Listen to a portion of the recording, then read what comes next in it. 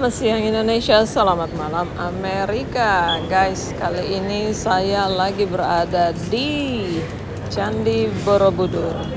Ini lokasi saat kita mau memasuki kompleks Borobudur. Cuaca pagi ini sejuk. Kita di sini nih masih jam 7.30 guys. Masih pagi. Dan tiket masuk kita tuh jam 8. Sekarang Borobudur tuh sudah dibagi per 150 orang setiap per jamnya. Jadi sudah tidak seperti dulu, sekarang 150 orang dalam 1 jam. Kita dapatnya yang jam 8. Dan ini kita dibagi dari beberapa tour guide. Dan sebelum tur kita nih, kita bisa berkeliling di seputaran Borobudur.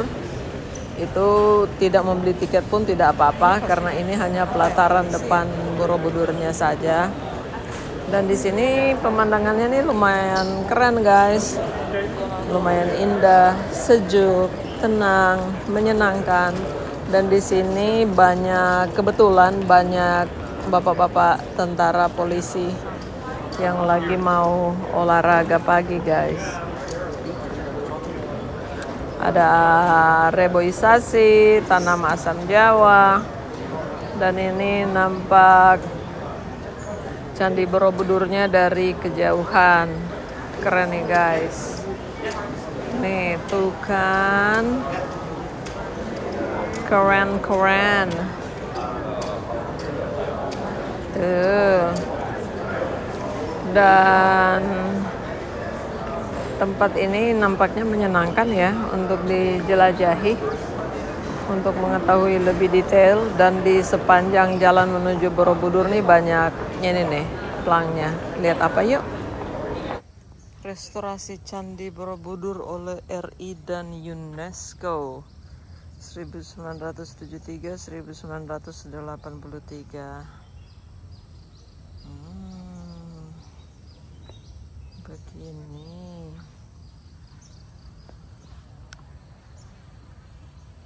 Kalau yang ini penemuan Candi Borobudur. Wah, ini pada saat ditemukan. Tepuk tangan.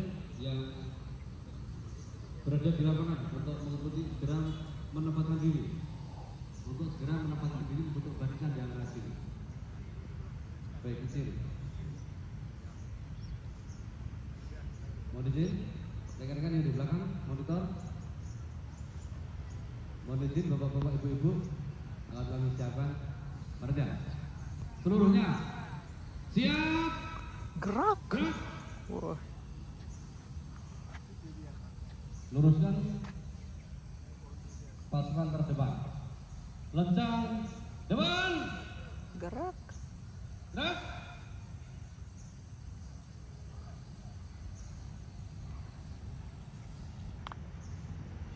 Baik, luruskan dengan protokol terdepan.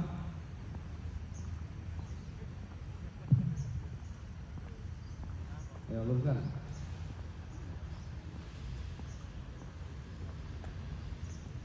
Tegak. Gerak. Masing-masing pasukan keberangkatan disampaikan dari sana.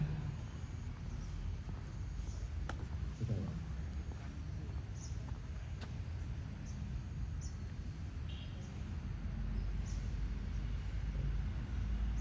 Untuk peloton ketiga, rekan-rekan TNI ya. Baik, istirahat, ikhlas, gerak.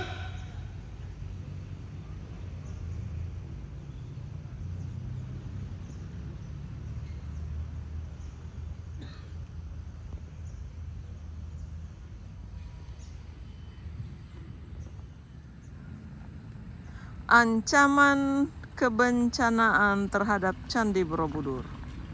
Wah, ternyata ancamannya gunung guys. Gunung meletus.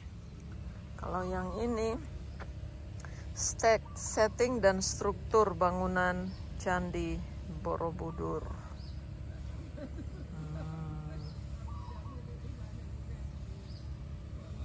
Yang ini nih, restorasi penama Candi Borobudur oleh Van Epe 1907 sampai 1911.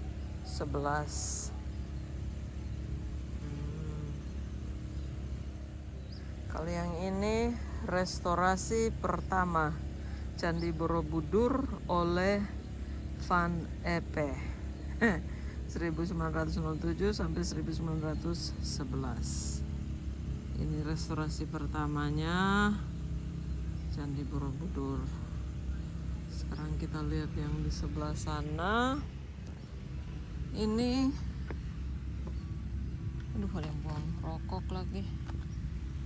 Pengukuhan Candi Borobudur oleh UNESCO sebagai World Heritage Site. Wah, sudah diakui UNESCO nih. Oke, kita lihat yang sana. Ini nih narasi atau cerita dalam setiap tingkatan candi. Karma Wibawangsa, Ganda Vyuha. Ini nih. Oke. Terakhir adalah tingkatan filosofi bangunan candi Kamadatu Rupaehatu Arupadatu. Wah.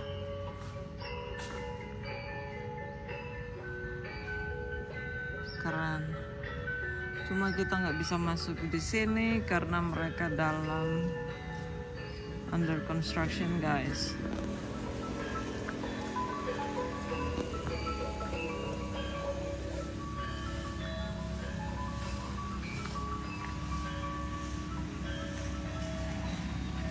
Ini candinya.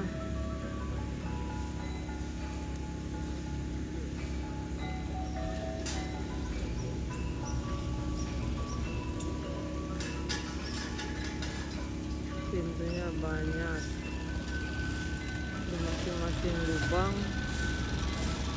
ada patungnya.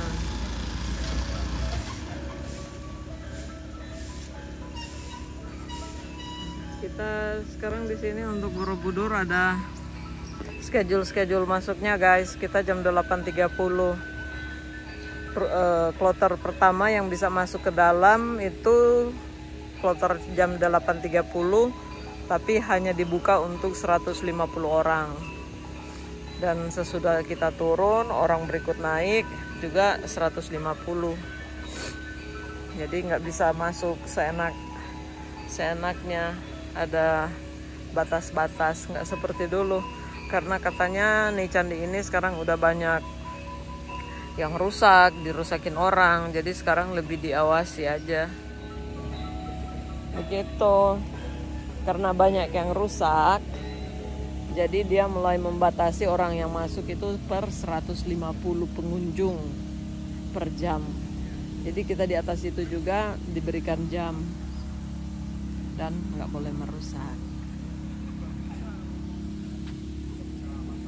Tuh.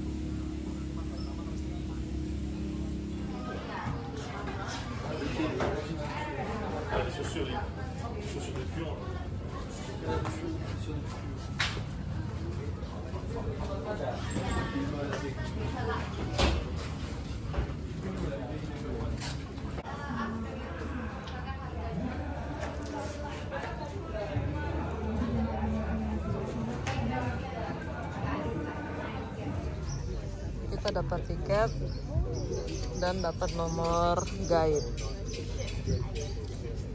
dan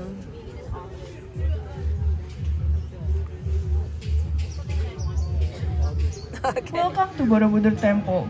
Before you go up to Borobudur Temple, I will give you some information about regulation to visit Borobudur Temple. The first, make sure you are wearing the bracelet and slippers, namely umanat. For the second, you must follow the tour guide, and you're not allowed to go by yourself. The third, we ask you to not climb or sit on the stupa in order to preserve the temple. And we will start. And the last, please check your belonging before you leaving. And we will start by calling the card number. Borobudur yang akan mengantar kunjungan selama 1 jam di Monumen Borobudur anak tangga.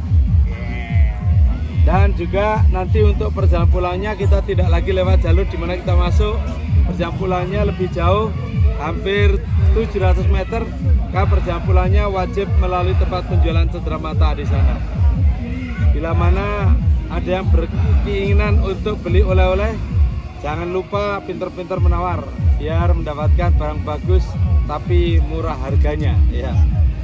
Bila mana takut capek, kita bisa menggunakan sarana prasarana, ada delman yang menunggu di pintu keluar di sana untuk mengantar menuju lokasi parkir. Satu delman 100.000 untuk 5 orang. Itu lewat desa-desa baru nanti mengantar sampai lokasi parkir. Bapak Ibu, untuk kerja di Borobudur ada beberapa peraturan yang perlu dipenuhi. Di antaranya kita tidak boleh naik ke dinding-dinding bangunan maupun stupa walaupun sekedar berfoto. Mengingat Borobudur itu pernah runtuh hampir rata dengan tanah. Adanya gempa yang dahsyat tahun 1006. Ketika runtuh banyak batu yang rusak, hingga ketika disusun ulang itu banyak susunan yang kurang stabil. Agar tidak terjadi permasalahan dalam kunjungan, mohon tidak naik ke dindingnya walaupun sekedar berfoto. Ya, kita tidak boleh pegang-pegang relief yang ada di sana agar tidak merusak relief karena keringat kita mengandung asam yang bisa merusak batu. Ya Bapak Ibu, bila mana ada yang makan permen kalet, bila mana rasa manisnya habis, jangan ditempel di batu, apalagi ditelan ya. Bahaya. Ya. Dikasihkan tisu atau ditaruh di bak sampah karena kalau ditempel di batu untuk pembersihannya itu sulit sekali. Harus pakai hair dryer, harus dipanasin baru bisa hilang. Padahal kalau batu itu dikasih pemanas tinggi akan mengalami kerusakan ya. Oke Bapak Ibu, mari kita langsung menuju lokasi biar nanti tidak terlalu panas di sana. Bentuknya seperti candi tapi tidak tepat dinamai candi. Bangunan candi itu bangunan yang fungsinya untuk kuburan, untuk makam. Makam tokoh suci. Jadi bangunan candi ciri-cirinya memiliki ruangan di dalam bisa dimasuki. Di dalam bangunan ada peripi yang dipakai untuk menempatkan abu hasil kremasi yang dikuburkan. Jumlah patung di candi sedikit karena patung di candi hanya sebagai penggambaran orang yang dikuburkan. Karena yang dikuburkan itu tokoh suci jumlahnya tidak banyak. Selain Borobudur semua candi. Ya, kalau Borobudur tidak ada ruang di dalam, tidak bisa dimasuki bagian dalamnya, bukan untuk makam. Maka lebih tepat bangunan Borobudur punya nama stupa. Stupa. Ya, stupa Borobudur, bangunan satu-satunya di dunia yang dibuat sebagai konsep belajar manusia menuju kesempurnaan atau belajar meraih surga. Jadi Borobudur itu penuh dengan pesan moral. Segala bentuk ornamen yang ada di sana itu semuanya memberikan pesan moral. Bangunan Borobudur ini sebetulnya terbentuk satu bentuk bangunan yang terpadu dari 4 unsur benda. Tongkat, mangkok ditungkurapkan, bunga teratai, jubah dilipat. Itu bentuk stupa. Tongkat sebagai perlambang pegangan hidup manusia adalah keyakinan atau iman. Jadi untuk dapat surga harus ada iman atau keyakinan. Syarat kedua untuk dapat surga dituntut makan benar dan melalui porsi yang benar. Bila mana makanan yang masuk perut itu benda yang tidak benar, efeknya tingkah laku jelek, sifat jelek, ibadah tidak diterima. Juga kalau berlebihan makan akan mudah kena penyakit, konsentrasi tidak tercipta. Bila mana kita konsentrasi tidak tercipta, melakukan apapun tidak akan sempurna. Jadi makan yang benar dan melalui porsi benar syarat keduanya. Mangkok ditungkurapkan, mangkok tempat makan ditungkurapkan seporsinya. Bunga teratai, tanaman hidup di air namun tidak basah karena air. Bahasanya hidup di dunia itu penuh dengan nafsu, penuh dengan godaan. Tapi bila mana dalam hidupnya tidak tergoda oleh hawa nafsu atau perbuatan dosa, akan pula mendapat surga. Jadi mampu menjaga kesucian diri dari dosa. Jubah dilipat, benda suci untuk sarana prasarana beribadah, mendekatkan diri kepada pencipta. Ketika kita hidup selalu dekat pada Tuhan, Tuhan akan selalu dekat dengan kita, akan terkabulkan apa yang didoakan. Jadi untuk meraih surga itu syaratnya 4. Harus ada iman, makan berada melalui harus benar, jauhi perbuatan dosa, dekat dengan Tuhan yang mencipta. Itu bentuk stupa. Jadi Borobudur hakikatnya stupa. Satu benda yang dipakai untuk konsep belajar meraih surga. Bangunan ini sifatnya universal, bukan untuk agama tertentu. Maka di bangunan Borobudur itu tidak ada yang menggambarkan tentang agama tertentu. Kebanyakan orang berpendapat Borobudur itu Candi Buddha gitu ya. Patung di sana itu sebagai gambaran tokoh Buddha. Di dalam kitab Buddha ada suatu statement. Siddhartha sebelum meninggal itu berpesan kepada umatnya. Umatku jangan bikin patung diriku agar diriku tidak disembah sebagai Tuhan. Nah, itu jadi patung di sana itu bukan patung Siddhartha, bukan patung Buddha. Karena Siddhartha pun berpesan semacam itu. Juga Buddha itu suci, Buddha itu sempurna, sehelai rambut itu kotoran. Maka identiknya Buddha itu botak. Tapi patung di Borobudur tidak ada yang botak. Ya, itu botak kok nengoknya ke sini, Pak. Ya, kebetulan saja. Ya. Itu bukan botak, cuma belum tumbuh rambut. Jadi bangunan Borobudur itu bersifat universal. Karena Borobudur itu bangunan yang bersifat universal, maka didirikan di sini. Apa alasan bangunan didirikan di sini? Ternyata dalam penelitian ahli astronomi, ahli metafisika, Borobudur itu ada di sentrum metafisik dunia. Jadi lokasi ini ternyata titik tengah planet Bumi. Nenek moyang kita walaupun belum ada ilmu astronomi, belum ada ilmu metafisik, ternyata mampu bisa menemukan lokasi yang sangat sempurna. Itu mungkin menggunakan kekuatan spiritualnya ya. Kalau kita lihat peta bumi, titik tengah planet Bumi itu danau, betul-betul lokasi dulunya danau, Pak. Sekeliling Borobudur itu danau. Kan lokasi dulunya danau, maka nama-nama desa sekeliling Borobudur semuanya namanya berkaitan dengan nama air untuk mengetahui perubahan-perubahan. Tapi ternyata data monitoringnya itu masih menunjukkan angka yang sama. Dari awal didirikan di atas permukaan laut dalam ketinggian 276 meter. Menurut data monitoring yang baru, ternyata keberadaannya masih sama, 276 meter. Jadi tanpa melesak sesentipun. Ini juga merupakan bentuk kejeniusan nenek moyang kita. Di mana dulu itu belum ada arsitektur, tapi mampu bisa bikin tempat yang luar biasa kokohnya. Borobudur bisa diketahui beratnya karena volume batu yang digunakan bangunan itu bisa dihitung 55.000 meter kubik atau sekitar 2 juta blok batu. Ya, jadi bisa diketahui tentang beratnya 3.500.000 ton. Keberadaan Borobudur tepatnya ada di Desa Borobudur, Kelurahan Borobudur, Kecamatan Borobudur, Kabupaten Magelang, Jawa Tengah. Jadi wilayah ini bukan wilayahnya Yogyakarta, tapi sering dipinjem untuk mengorbitkan wilayah, ya, untuk urusan ekonomi dan lain sebagainya. Lokasi ini dikelilingi 7 gunung. Di sisi selatan itu Gunung Menoreh, sisi timur Merapi Merbabu, sisi utara Andong Tolomoyo, sisi barat Sumbing Sindoro. Nanti 7 gunung ini bisa kita lihat setelah kita ada di atas bangunan.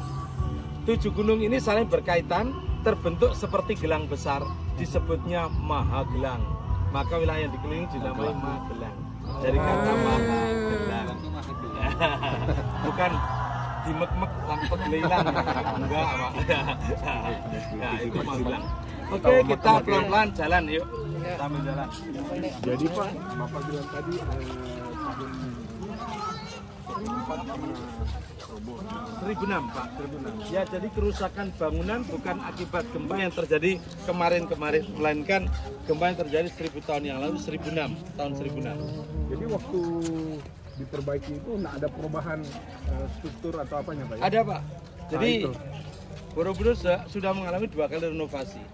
Jadi ketika terjadi gempa dasar tahun 1006, memaksa penduduk wilayah ini mengungsi semua ke daerah timur, Pak. Oh, gitu. Karena betul-betul menakutkan karena menimbulkan banyak kematian. Nah, bencana ini sering disebutnya bencana Mahapralaya. Betul-betul dahsyat, rumah-rumah penduduk hancur. Nah, tahun 1006 wilayah ini ditinggalkan kosong, tahun 1814 baru Borobudur itu ditemukan. Maka ketika ditemukan dalam keadaan oleh orang Belanda. Iya, oleh orang Inggris, Pak, yang terekspos tapi sebetulnya penemu Borobudur itu penduduk sekitar, namun penduduk sekitar bukan seorang penguasa atau ilmuwan, jadi tidak mampu mengeksplor dirinya penemu. Oh iya. Yang terekspos itu Sir Thomas Stamford Raffles sebagai gubernur jenderal. Mereka mengorbitkan dirinya sebagai penemu. Nah, dalam keadaan terkubur tanah di tumis semak belukar tidak terlihat. Karena selama 800 tahun lebih ini 4 gunung aktif Menoreh itu juga dulunya gunung aktif. Menoreh, Merapi, Sumbing Sindoro ini meletus hingga ratusan kali. Setiap letusan pasir buatan kecilnya terantar sampai lokasi ini sampai mengeringkan danau juga mengubur daripada bangunan. Jadi Borobudur ketika ditemukan dalam keadaan terkubur tanah di tumis semak belukar, tidak terlihat. Setelah Raffles menemukannya, memanggil asistennya bernama Cornelius untuk membongkarnya. Setelah terbongkar, ternyata mengagetkan semua pihak, di mana relief di dinding bangunan itu tanpa ada kerusakan sama sekali. Oh, wow. Tanpa cacat. Ternyata abu vulkanik itu tidak menimbulkan kerusakan bangunan.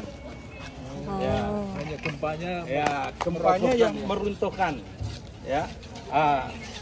Jadi dalam proses penelitian dulu itu mengacu ke adanya kejadian itu terkubur 800 tahun dibongkar tanpa masalah, tanpa kerusakan. Batu andesit ternyata tanda dari cuaca. Namun ternyata batu andesit yang ditemukan saat ini itu baru terselimuti oleh abu vulkanik beberapa bulan saja. Itu terkikis habis. Oh, wow. kena hujan. Untuk abu vulkanik. Ternyata abu vulkanik itu keras sekali. Iya. Faktor perusak daripada batu itu abu vulkanik. Tapi batu yang dipakai untuk bangunan ternyata tidak terpengaruh dari itu. Ternyata Batu apa yang ini? digunakan untuk bangunan itu mengandung meteorit 65%. Oh. Ini juga masih Meteorit. menimbulkan pertanyaan. Kok batunya itu mengandung meteorit? Batu yang mengandung meteorit itu hanya dari planet selain bumi. Kok ada kandungan situ, akhirnya bisa tidak rusak adanya abu vulkanik. Ini juga menimbulkan pertanyaan besar.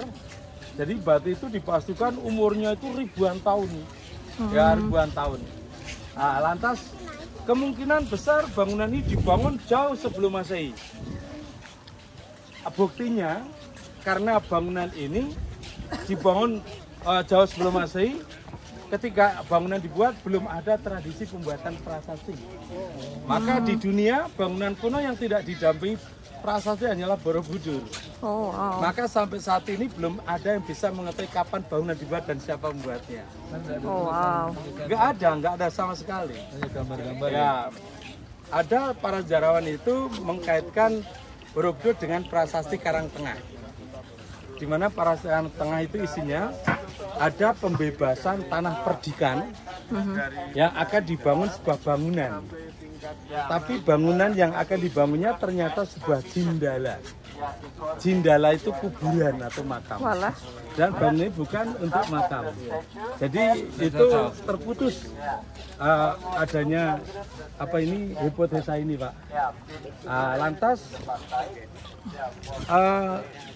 dikaitkan dengan prasasti Tepusan yang berangkat tahun 842. Prasasti Tepusan ini juga hanya untuk memberikan suatu gambaran tentang akan dibangunnya sebuah bangunan untuk menghormati tokoh suci, yaitu Raja Indra. Raja Indra ini ternyata bangunan itu Candi Pawon, 1 kilometer dari sini. Pawon dari kata Paawan. Ternyata Raja Indra ini ilmunya setingkat dewa. Untuk dihormati tentang ilmunya, dibikinkan candi untuk menghormatinya. Dinamai Paawuan, tempat abu Raja Indra. Jadi Pawon itu dari kata Paawuan. Kalau nama Borobudur itu hasil rangkaian dari dua kata, dari kata biara dan beduhur. Biara artinya tempat beribadah, beduhur artinya di atas.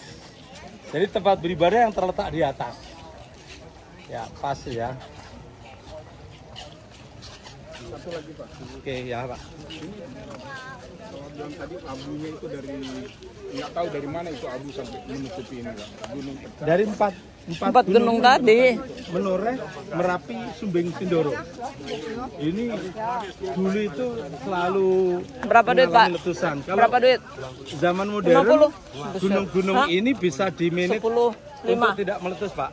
Kalau Dengan 10. cara dibom kimia atau dibocorin. 10. Jadi saat ini sudah ada Sekali di atas yang teknik untuk gunung-gunung ini tidak meletus dasar. Itu dengan cara dibocorin, itu teknik dari Jepang. Sudah dibom kimia agar suhu daripada gunung-gunung ini tidak tinggi hingga tidak meletus dasar. Sekarang udah di ini. Ya, kemarin tahun 2010 itu juga sebetulnya sudah dipantau, sudah di ini. Namun karena kandungan lavanya itu terlalu tinggi, jadi juga sedikit meletus dengan cukup dahsyat, tapi tidak menimbulkan kerusakan lebih parah ya. Borobudur dalam penelitian itu memiliki nilai-nilai penting. Nilai-nilai pentingnya diantaranya mampu bisa memberikan motivasi kehidupan manusia untuk mencapai kesempurnaan.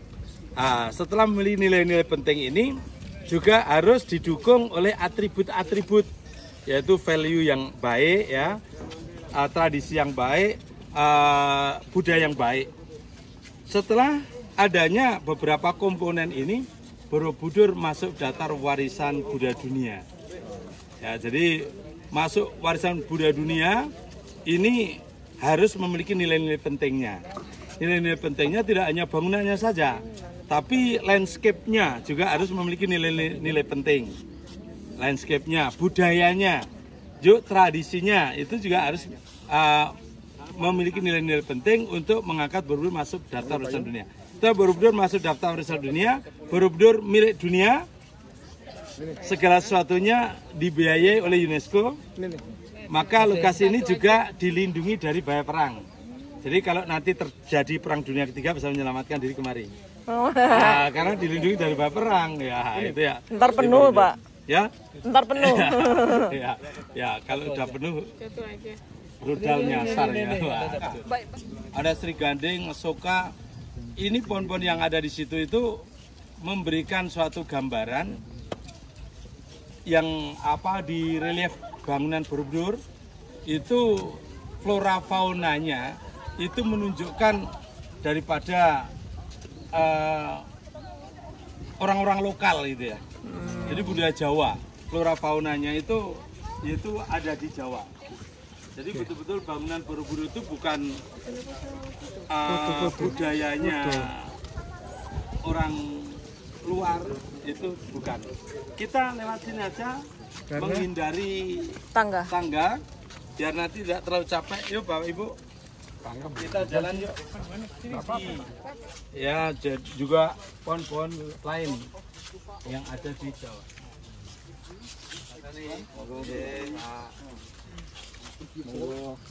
Ya. Persepsi Pak. Ya. Misterinya apa? Nanti kita bisa ketahui kita di sana dengan melihat foto-fotonya Pak. Juga untuk pembersihan dosa itu bisa dilakukan dengan meditasi.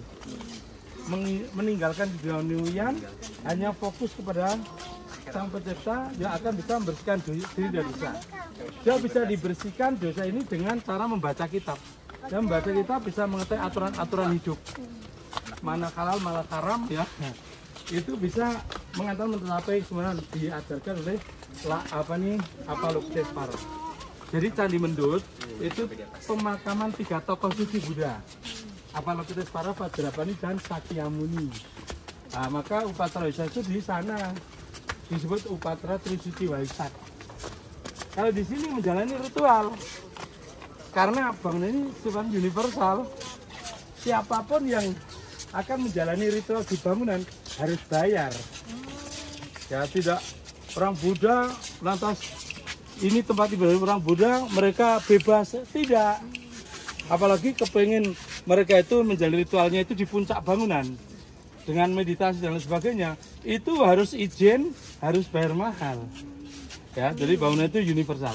Oke Pak Ibu, di sini kita bisa lihat tentang patung-patung di Borobudur.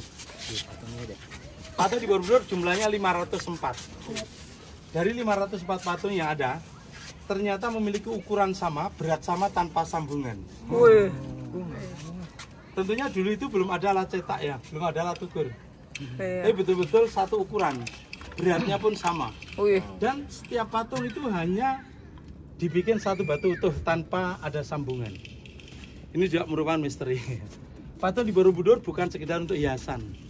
368 patung tugasnya menyampaikan risalah Tuhan tentang bagaimana untuk meraih surga. Masing-masing 92 yang menghadap timur, sikap tanam macam ini. Bumi Sparca Mudra, nama patung Aksobia. Manusia akan bisa dapat surga bila mana jujur dalam hidupnya. Menghadap selatan, namanya Ratna Sambawa, sikap tanya Wara Mudra. Dermawan belas kasih dalam hidup akan pula bisa terantar meraih surga. Ya, sedangkan yang menghadap ke barat, Dhyana Mudra, nama patung Amitabha. Amitabha bukan bahasa Buddha ya, ini bahasa Sanskerta. Dekat pada Tuhan, selalu dekat pada Tuhan. Ya, yang menghadap utara, Abhaya Mudra, menjauhi perbuatan dosa, tidak akan bisa menolong manusia dapat surga. Jadi ada 4 ajaran yang bisa mengantar manusia mencapai kemenangan, yaitu jujur, dermawan, dekat pada Tuhan, menjauhi perbuatan dosa. 64 patung. Keberadaan patung ini di dinding paling atas yang bentuk persegi di tingkat 7. Nah, sikatan Witarga Mudra. Pitutur, pituduh, pitulung. Kalau kita mampu bisa mengikuti itu, ya ada pituduh, pitutur, dan pitulung, kita akan bisa dapat surga. Itu proses perhitungan amal. Ya, proses perhitungan amal. Semakin amal baiknya itu mendominasi, semakin berada di surga yang tinggi. 72 patung sebagai simbol penghuni surga. Ada di 3 tingkatan di atas, di mana surga ada 3 tingkatan. Nirwana, parinirwana, maha parinirwana. Kalau di Islam, Jannatul Miron, Jannatul Akmal, Jannatul Lafaz. Jannatul Miron itu surganya orang-orang yang imannya itu dicapai ketika mau mati atau sakaratul maut. Karena mereka ada iman, walaupun imannya itu dicapai ketika mau mati, mereka akan memiliki hak surga. Tapi surganya paling bawah, ya. Karena imannya dicapai ketika mau mati. Jannatul Amal itu surganya orang-orang yang menjalani syariat-syariat tapi juga masih memiliki dosa. Jannatul Lafaz khusus untuk orang-orang tanpa dosa. Para aulia, para sudah, para nabi, itu gambaran di Islam semua itu. Surga itu makin tinggi, makin suci, masih dipenuhinya. Gambaran 32, 24, 16. Tapi penghuni surga tidak membedakan status. Bukannya seorang yang ketika hidup itu memiliki kekuasaan, memiliki jabatan tinggi harus surga di atas, enggak. Jadi tergantung amal perbuatan yang dimiliki. Maka namanya sama, namanya Wajradhara, sikap tangan sama Dharma Cakramudra. Sikap tangan memberikan suatu pesan, kalau kepingin menempati tempat indah ini, surga ini, dalam situasi dan kondisi apapun dalam hidup, jangan lupa dengan Tuhan. Ya, dimana manusia itu sifatnya biasanya dekat pada Tuhan itu ketika dalam kesengsaraan, ketika dalam kebahagiaan biasa lupa dengan Tuhan. Ingat matinya seorang itu tidak ada yang tahu. Jangan sampai ketika kita bahagia lupa dengan Tuhan mati, itu bahaya. Maka dari itu dipesan dalam situasi dan kondisi apapun dalam hidup jangan lupa dengan Tuhan. Ya. Patung di Borobudur dari 504 memiliki wajah yang sama, ukuran kepala yang sama. Karena memiliki wajah yang sama, ukuran kepala sama, dan Borobudur pernah runtuh rata dan tanah. Ketika runtuh, patung-patung banyak terjatuh dan putus kepala. Ketika kepala patung putus bercampur dengan kepala lain, sulit untuk bisa menemukan kembali miliknya. Kalau tidak mampu diketahui secara pasti, tidak boleh dipasang. Karena kalau salah pemasangan hilang nilai historisnya. Iya benar. Pernah dicoba untuk dipasang ketika ada interupsi dan pemimpin renovasi. Karena bentuk muka sama, ukuran kepala sama bisa dipasang asal-asalan. Toh kalau salah pemasangan juga tidak ada yang tahu. Karena bentuknya sama. Akhirnya dicoba untuk dipasang. Dipadukan salah satu kepala patung dan badan, kayaknya pas miliknya. Setelah dipasang ternyata salah. Kesalahannya itu diketahui ketika si pemasang itu tidur, mimpi buruk terus-menerus, demam tinggi. Suruh melepaskan kembali kepala karena bukan miliknya.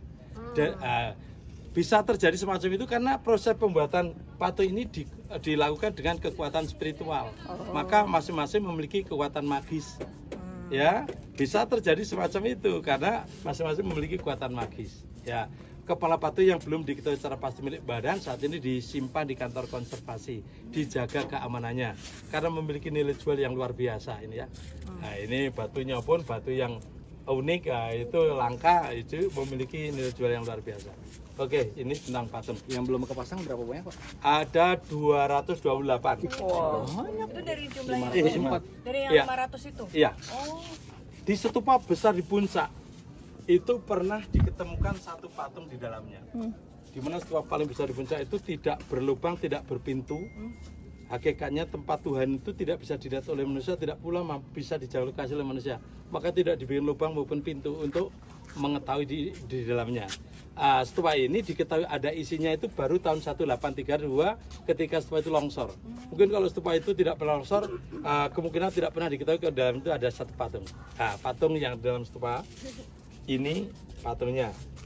Muka tidak berbentuk, tidak sempurna, tangan maupun kaki tidak berjari. Kenapa patung yang ada di dalam stupa paling besar di puncak itu justru tidak sempurna? Karena ini sebagai visualisasi gambaran Tuhan. Tuhan itu tidak mampu terbayangkan tentang kesempurnaannya. Tuhan juga tidak bisa disamakan dengan apapun. Kalau ini dibikin sempurna wajah, manusia bisa menyamakan bentuk Tuhan dan makhluk hidup. Kalau dibikin jari, kita akan mampu bisa menghitungnya. Akan pula bisa menyamakan bentuk Tuhan dan makhluk hidup. Saat ini patung ini tidak lagi ada di dalamnya. Dikeluarin, ditempatkan di museum. Kenapa patung ini dikeluarin dari tempatnya? Karena kalau patung ini tetap ada di dalamnya, sementara bagian longsor ditutup, orang hanya dapat cerita tapi tidak bisa melihat. Nanti bikin penasaran orang. Ditakutkan ada orang penting kepengen lihat, suruh membongkar, ini merepotkan. Pak Luhut kepengen tak lihat, wah ini nanti merepotkan. Maka dia dikeluarin. Oke, ini tentang patung. Yuk kita melakukan scan in di sana. Bapak Ibu, nanti setelah naik, kita naik satu tingkat, nanti baru jalan kemari. Nanti kita naik melalui pintu selatan, naik ke puncak lewat pintu barat. Nanti ini teknik untuk biar tidak terlalu sampai puncak. Kaki bangunan Borobudur hanya bisa kita tengok dari sudut tenggara ini saja. Sisi lain kaki bangunan tidak terlihat karena tertimbun oleh fondasi penopang batu 7 meter. Ini bukan bagian daripada bangunan. Ini hanya fondasi tambahan yang diperuntukkan untuk nahan bangunan tidak longsor ketika air hujan masuk. Di mana bangunan Borobudur bukan semuanya tahan batu, melainkan di dalamnya tanah.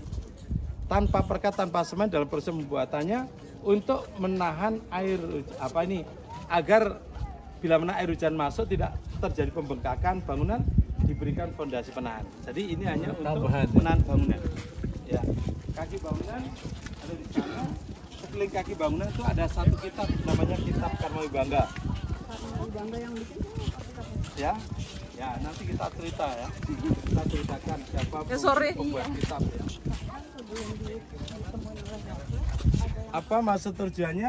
Memberi peringatan. Kalau kita kepingin bisa sampai surga, hati-hati dengan namanya pengucapan. Mulutmu harimaumu. Oh, itu ya. Udah dari dulu itu ya? Ya udah dari dulu, dari awal bangun dibuat. Ini lidah ya. Lidah itu anggota tubuh yang paling mudah menimbulkan dosa. Kalau kita tidak hati-hati, kita tidak akan bisa dapat surga. Suka fitnah, bergunjing, gibah, mabuk, lidah bisa bersilat deh. Lidah tak bertulang, mudah menimbulkan dosa. Jadi Borobudur itu memiliki 4 pintu naik. Masing-masing pintu naik memiliki jumlah tangga sama, memiliki bentuk ornamen sama pula. Sampai kapanpun tangga naik Borobudur tidak akan dibikin eskalator atau lift. Karena sebagai simbol perjuangan meraih surga. Maka bentuk ornamennya anggota tubuh yang mudah menimbulkan dosa.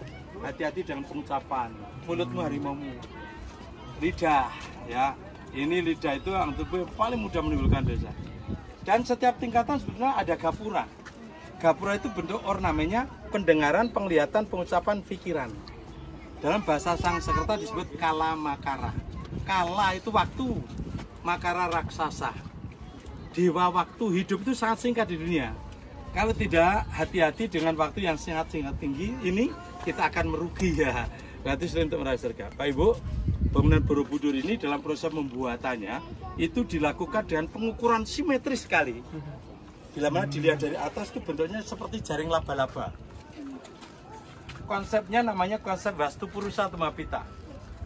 Diagramnya itu kalau orang Cina menyebutnya diagram Patwa, diagram yang mampu membentuk energi. Konsep ini tujuannya mengumpulkan energi di titik tengah daripada bangunan, di mana titik tengah bangunan itu merupakan gambaran kesempurnaan yang tidak terkira tempat Tuhan berada. Maka untuk menciptakan itu, proses pembuatannya dengan konsep namanya konsep Vastu Purusa Tumapita, membentuk energi. Bentuknya kayak jaring laba-laba. Laba-laba membuat jaring semacam itu tujuannya juga untuk mempermudah mencari mangsa. Jadi laba-laba tidak perlu keliling-keliling untuk mencari mangsa. Cukup duduk di tengah, mangsa akan angka 8. Semua bentuk ornamennya kelipatan 8 habis 8. Ya, sepatu 504 habis 8, terdiri 308 habis 8, 64 habis 8, 32 habis 8, 24 habis 8, 16 habis 8. Setupa besar 72 habis 8, setupa kecil 98 habis 8, sudut bangunan 104 habis 8, rumah patung 432 habis 8. Apa kaitannya dengan angka 8 Borobudur? Sesuai dengan manusia itu akan mencapai ruang tertentu kalau dalam hidup mampu menjalani 8 ajaran kebenaran. Apa gitu Pak? Dalam Islam, muhasabah, taubat, konangah, zuhud, ikhlas, ridho, tawakal, syukur mengantarkan mencapai firdaus. Namanya makrifat. Ya. Dalam bahasa Sanskerta disebut hasta Arya Marga. Hidup secara benar, tujuan sebenar, berpikir secara benar, etika secara benar, dedikasi secara benar, mendengar, berucap dan melihat secara benar. Kalau dalam hidup mampu menjalani itu akan bisa terancam mencapai surga. Jadi satu-satunya bangunan dunia yang mendidik manusia untuk meraih surga. Ya Bapak Ibu, kita menuju ke sana untuk ya oke. Ya Bapak Ibu. Ya agak yang 8 tadi apa Pak? Apa? Ulangi lagi yang 8 tadi. Oke. Hidup secara benar, tujuan secara benar, berpikir secara benar, etika secara benar, berdedikasi secara benar, melihat, berucap, mendengar secara benar. Ya. Oke Bapak Ibu, dan di setiap pintu masuk di tingkatan ini ada patung yang tidak berbentuk. Ya, kita tidak bisa menyimpulkan ini binatang apa ya. Betul-betul tidak berbentuk. Sama secara semua estetika, patung ini mengurangi indahnya bangunan. Bangunan Borobudur terkenal megahnya dunia. Tapi kenapa penunggu pintunya patungnya jelek? Kenapa tidak diganti dengan yang baik? Sampai kapanpun patung ini tidak akan diganti dengan patung yang bagus, walaupun secara estetika mengurangi indahnya bangunan. Karena memiliki sebuah kepentingannya, bahwasanya orang yang ketika hidupnya menjalani kehidupan yang benar, itu akan disediakan kendaraan yang mengantar meraih surga, binatang suci yang mengantar meraih surga. Kalau di Islam apa? Blok ya. Di Hindu apa? Sapi. Di Buddha apa? Gajah. Ketika kita belum diantar ke surga, kita belum tahu kendaraan seperti apa yang mengantar kita. Karena kita belum mati pula kan, belum pernah diantar. Karena belum pernah diantar, maka tidak ada yang bisa mengetahui bentuknya seperti apa. Tapi kalau kita udah di surga, pasti nanti kita akan mengetahui binatangnya. Karena kalau udah di surga udah diantar. Nah, seperti apa nanti kita lihat di sana. Nah, kalau saat ini belum tahu ya, kita karena belum mati. Ya, itu. Jadi tidak berkepalanya patung itu bukan dimutilasi, Mbak Ibu. Kalau ke sana itu timur. Ya, tapi Borobudur menghadap ke segala arah. Berapa pintu ya? Ya, 4 pintu. Jadi itu dapat surga bisa melewati cara apapun ya. Tidak harus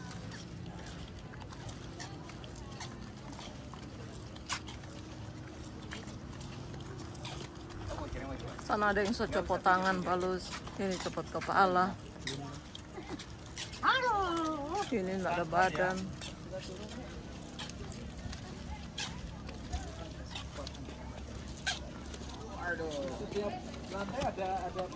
Boleh ditiru. Dan 43 ayat perbuatan baik yang perlu diikuti. Kenapa yang digambarkan di situ banyak perbuatan dosa dari perbuatan baik, berbuat dosa itu lebih mudah. Ya. Dari 160 ayat hanya bisa kita lihat 4 ayat saja. 2 ayat perbuatan baik, 2 ayat perbuatan jelek. Ya, tapi 2 ayat perbuatan baik ini sudah mampu mewakili 43 ayat yang lain. 2 ayat yang jelek itu juga mewakili 117 ayat yang lain. Ya, Bapak Ibu, di sini pesan-pesan yang disampaikan bagaimana untuk manusia itu bisa hidup damai, ibadah diterima, bisa mengantar meraih surga. Ya, di sini ada orang sakit berbondong-bondong untuk melakukan penyembuhan.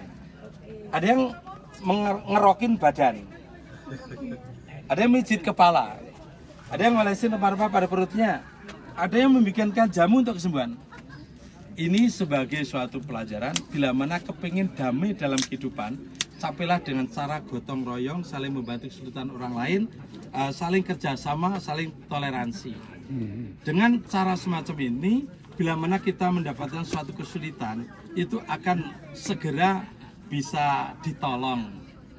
Karena kita selalu kerjasama. Tapi kalau hidup itu dicapai dengan egonya masing-masing, nanti akan selalu terjadi masalah. Ketika terjadi masalah tidak ada kedamaian. Bila mana tidak ada kedamaian, ibadah sulit untuk bisa sempurna. Ya, nah, ini contohnya harus selalu gotong royong, kerjasama, saling introspeksi diri ya dan sebagainya. Nah, di sini bagaimana untuk menciptakan komunitas rumah tangga untuk bisa melakukan kehidupan yang baik, yaitu harus harmonis dulu di lingkup keluarga. Untuk menciptakan keharmonisan, program yang digambarkan itu program 2 anak.